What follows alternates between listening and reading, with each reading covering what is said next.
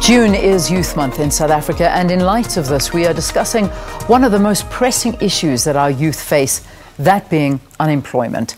Statistics South Africa recently released unemployment data for the first quarter of 2018, showing that youth unemployment has risen to 52.4% in the first quarter. That's from 51.1% in the last quarter of 2017.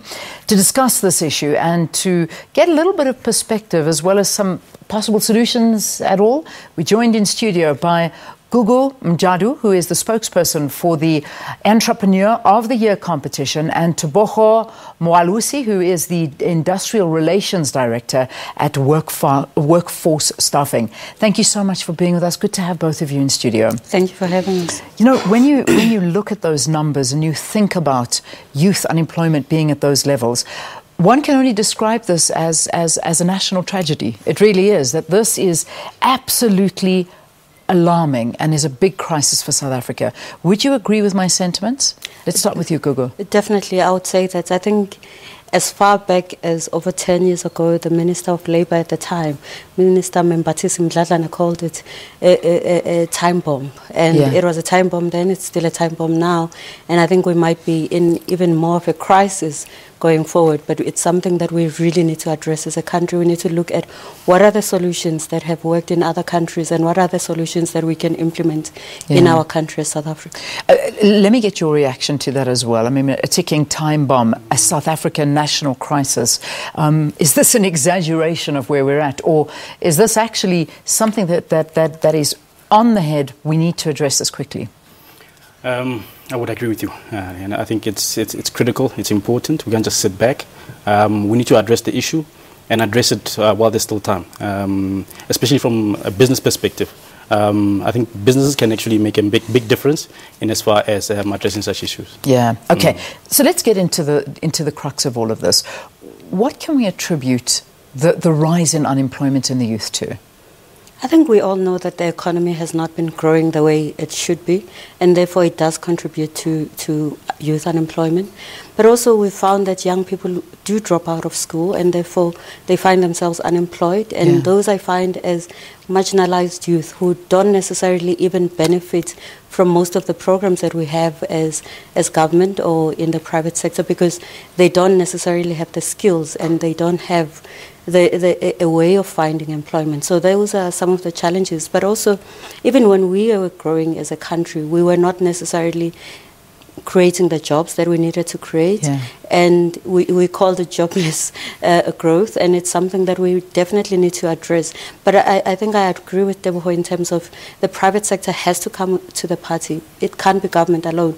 What government needs to do is to create a conducive environment where you are able to grow as a business. You need to make sure that the policies are guaranteed, there's certainty, and therefore business is guaranteed and feels confident that they can invest in the country. And then business needs to invest when government is doing that. You know what really gets to me, and I think what you're saying is that we don't have the skills out there, but even those graduates that do have the skills and they go in and look for a job, they cannot find one. I mean, you've got graduates that, you know, we've obviously, these things spread on social media, that stand at traffic lights with engineering degrees and degrees that you and I can only dream of, and yet they cannot find jobs. It's just not out there. And that, of course, is blamed on the economy, because it's just, obviously, the opportunities are not there. What do you respond to that? All right. You know, Leanne, the thing is, in business, when you employ somebody, you want to employ somebody who's already skilled, has the experience, and can do the job. It's difficult for one to actually invest and say, listen, I want to invest in this particular person, because another thing is that in the future, the person might just take the skills and the experience learned and move on. All right. So I think as business, it's important that we invest in the youth and not have the fear of, hey, listen, this guy will leave me in a few months. But however, if you create the platform and create the opportunity for growth, that will keep the youth employed for longer. So it's incredibly important from a business perspective that business allow themselves to take the step to say, listen, I will employ the youth in order to just invest not only in my business, but in the economy as well. Yeah. You know, I saw something really interesting in the newspapers, and you may have seen it as well. There was an open letter to government leaders and political party heads, and this was from the CEO of Telkom, basically saying, I don't know if you saw it, but let me just paraphrase it for you, pointing to the fact that GDP not growing, came in, decreased by to 2.2%. And again, from Telkom's perspective, saying South Africa is not moving with the times. We are not jumping onto the industrial revolution bandwagon, that we are letting the youth down, we are letting the people of South Africa down by not bringing in reducing data costs, by making sure that we are with the world in the front and moving forward with it when it comes to technology and technological advances. And you know, many people talk to this, and especially when you're focusing in on the youth are programmed very differently. Definitely. And I don't think we're giving them the opportunities that they deserve. And the more we ignore technology and don't invest in it, the more we are going to lag behind and the jobs won't exist. And that's where entrepreneurship comes in, am I right? Definitely. I think there's two parts to what you're saying that I'm picking up. One is that when we address the issue of youth unemployment, we cannot look at it as a current situation. We need to look at 2030, we need to look at 2040 and say, what are the skills that are going to be required in 2040 and not necessarily in 2018. Therefore, you invest differently in terms of what are the skills that you are pushing and how do you bring the marginalized youth using those skills that you are training them in so that they are prepared also for 2030.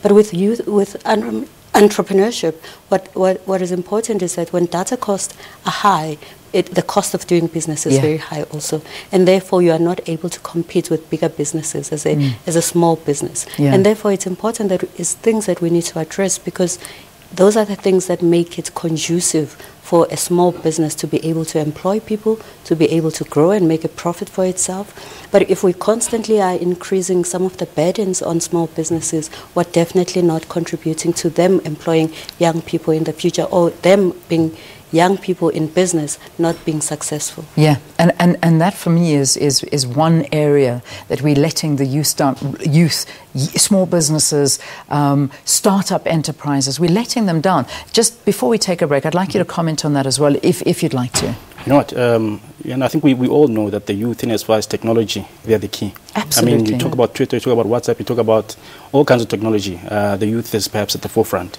So I think if we just create the platform, like Gugu said, and perhaps, like I said, like I keep on saying, if we invest in the youth, it's not a wasteful investment, but however, it will have some good dividends at the end. Yeah, I love that. All right, let's take a very quick break. I urge you, please, if you'd like to write in at Morning Live SABC. We're talking youth, we're talking unemployment. How do we solve this? We know it's a problem. The President has said that youth unemployment is at the top of the national agenda.